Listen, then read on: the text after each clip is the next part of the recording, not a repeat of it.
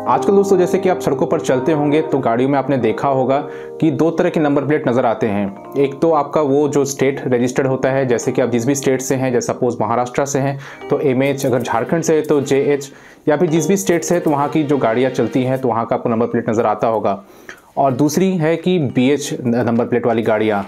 तो BH number plate क्या है और ये कब आया, कौन कौन इसके लिए एलिजिबल है, क्या आपको चार्जेस वगैरह पड़ते हैं, सारा चीज़ जो है आज मैं आपको मेरे डिटेल्स इस वीडियो में बताने जा रहा हूँ। BH नंबर प्लेट से रिलेटेड आपका कोई भी क्वायरी है तो आई होप आपको इस वीडियो से सॉल्व हो जाएगा।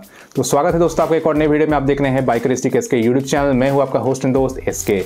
तो BH यानी कि भारत, और ये भारत सीरीज़ का नंबर प्लेट गवर्नमेंट को क्यों लाना पड़ा, सबसे पहले तो ये जान लेते हैं।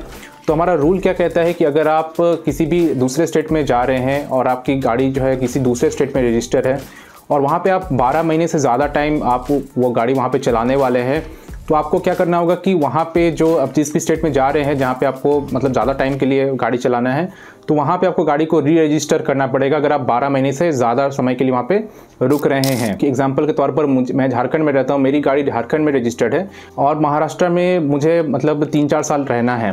तो मुझे सबसे पहले क्या करना होगा कि मेरा जो झारखंड में जो डिस्ट्रिक्ट में मेरा गाड़ी रजिस्टर है वहाँ से मुझे सबसे पहले तो जो टैक्स का पैसा मैंने दिया हुआ है वो मुझे रिटर्न भरना पड़ेगा। तो वो रिटर्न मुझे वहाँ से मिलेगा, फिर मैं जा कर के महाराष्ट्र में जो RTO है वहाँ पे जा कर के वो पैसा जमा करके जो है बाद बाकी उसका रजिस्ट्रेशन करवाऊँगा। तो ये काफ़ी ज़्यादा मतलब हेडेक वाला काम था और आपको बहुत सारे पेपर वर्क्स इसमें इन्वॉल्व थे, RTO के चक्कर लगाने पड़ते थे लोगों को। तो जो है गवर्नमेंट ने यहाँ पे सिंपल ये चीज़ लाया है कि भारत सीरीज़ का नंबर प्लेट, जिससे आप जो है ऑल ओवर इंडिया कहीं भी आप ट्रैवल कर सकते हो, आपको ऐसा कुछ री रजिस्टर करना नहीं पड़ेगा। और इसमें आपको बेनिफिट ये है कि आपको जो पुलिस, अब देखोगे कि अगर दूसरे राज्य में आप जाते थे गाड़ी लेके तो पुलिस जो है रोक टोक करती थी, अपना जो पेपर वर्क्स है वो दिखाने को बोलती थी और फिजूली कभी कभी मतलब हैरास होना पड़ता था। तो ये BH नंबर से जो है कहीं ना कहीं वो भी थोड़ा बहुत मिनिमाइज़ हो जाएगा, क्योंकि पुलिस को भी कहीं ना कहीं ये आइडिया है कि ये मतलब ऑल ओवर इंडिया आप कहीं भी ये गाड़ी ले जा सकते हो।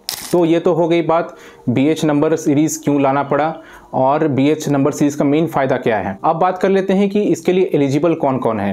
तो भारत सीरीज़ के लिए दोस्तों एक यहाँ पे एक प्रॉब्लम है कि हर कोई एलिजिबल नहीं है। जो अपने व्हीकल को कमर्शियली यूज़ करना चाहते हैं उसके लिए एलिजिबल नहीं है। सपोज़ आप अपने व्हीकल को टैक्सी में चलाना चाह रहे हैं या फिर रेंट में देना चाह रहे हैं तो उसके लिए ये भारत सीरीज़ जो है उनके लिए एलिजिबल नहीं है। दूसरी वो जिनके जो प्राइवेट सेक्टर में जॉब तो करते हैं बट उनकी जो कंपनी है वो बहुत जो भी स्मॉल स्केल में काम कर रही है, सीमित है, तो वो भी दोस्तों ये इस जो स्कीम है उसमें एलिजिबल नहीं है। तो अब एलिजिबल कौन है वो भी जान लेते हैं। तो एलिजिबल दोस्तों वो है जो आर्म्ड फोर्सेस में काम करते हैं, किसी भी गवर्नमेंट सेक्टर में, स्टेट हो या फिर सेंट्रल हो, काम कर रहे हैं, या दोस्तों अगर किसी प्राइवेट सेक्टर कंपनी में काम कर रहे हैं जिसके ऑफिसेस 4 से ज़्यादा यूनियन टेरिटरीज या फिर स्टेट में ओपन हो, तो आप दोस्तों ये BH नंबर लेने के लिए एलिजिबल है। एलिजिबिलिटी क्राइटेरिया अभी फ़िलहाल के लिए तो सबके लिए नहीं है, बट फिर भी कहीं ना कहीं जिनकी पोस्टिंग काफ़ी ज़्यादा ट्रांसफ़र्स वगैरह होते रहते हैं तो उनके लिए ये कहीं ना कहीं बेनिफिट होने वाला है। अब बात कर लेते हैं कि ये कार के लिए है या फिर अदर व्हीकल्स के लिए भी। तो BH नंबर के लिए मैं बता दूं कि ये आपका 4 व्हीलर 2 व्हीलर सबके लिए एलिजिबल है। अगर आपका एलिजिबिलिटी बनता है तो आप किसी भी व्हीकल को जो है BH नंबर के साथ ले सकते हो। तो इसको अब अप्लाई कैसे करना है इसके बारे में भी थोड़ा जान लेते हैं।